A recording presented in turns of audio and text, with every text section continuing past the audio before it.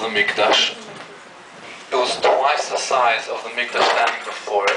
Chazal say that whoever hasn't seen Herod's building hasn't seen a beautiful building in his life, and historians don't exactly understand how Herod did to build such a building that was by far larger than all the rest of the temples, the Roman temples, in the Mediterranean at the time. What are we talking about? The Western Wall, this one closest to you, about 1/3 of a mile long. At its southern point stands the height of about 135 feet, about a 15-story building. Imagine the size of the plaza. On top of that, Herod built colonnades, which would be series of columns with ceilings on top. The most famous was the colonnade over here, you can see it. Each column 75 feet tall. It is said that it took 3 men, grown men, to hold hands to encircle the base of the column. And in the middle stood his masterpiece, the Mikdash itself, twice the height of the previous one, 150 feet, about an 18-story building. Everything that the Talmud in Sukkah says was covered with white marble. By the way, marble would have to be brought from Europe. There's no marble in Israel.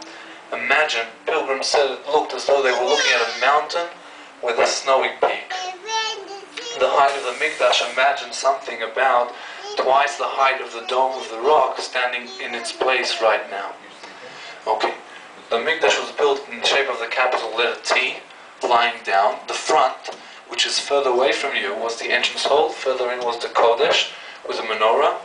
And further in was Kodesh HaKodashim, the back of which you can see. This back wall is the back wall of Kodesh HaKodashim.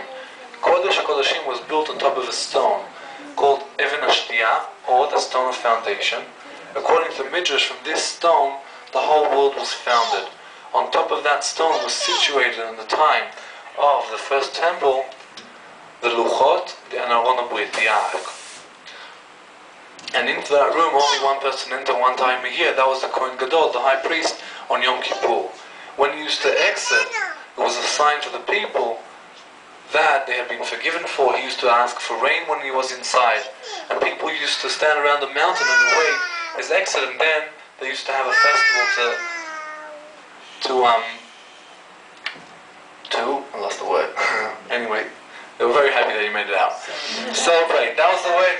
That was the word. To celebrate his exit, said that they made the whole whole day a festival with a feast. Anyway, this was the light of the temple, the ability to, in a tangible sense, feel the connection between the nation and its God. 2,000 years ago, when the temple was destroyed, this light of the Jewish world, the light of the temple, was turned out by the Romans, and Jews are literally devastated. You read the Midrash, you read Kinot, you read Joseph's Tavis, you see the people lost the sense of life. They had nothing to wake up in the morning for.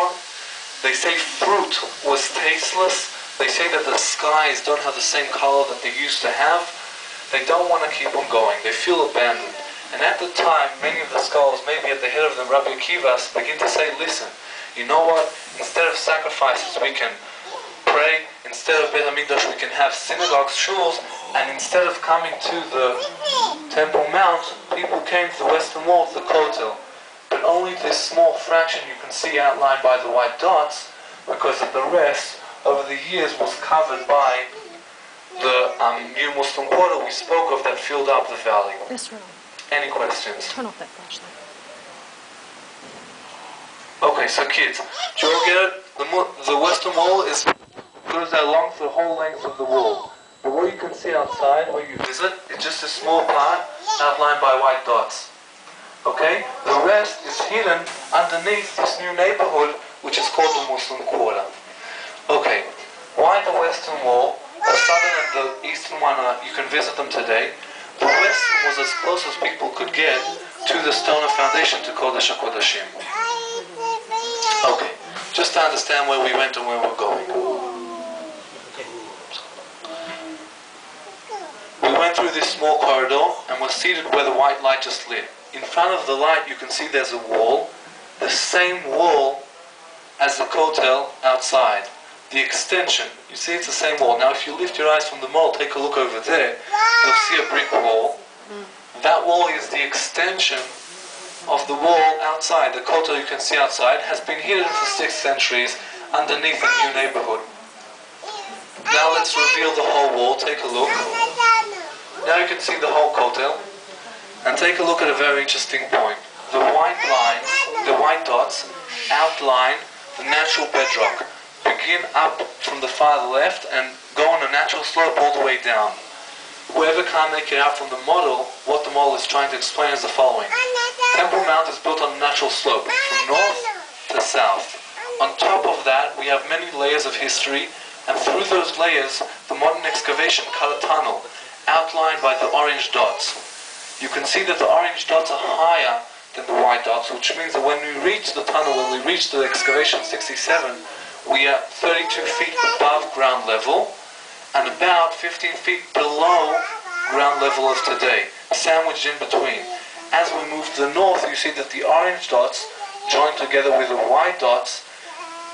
That is where we will meet their natural bedrock and the actual street from the times of the Second Temple. Any questions?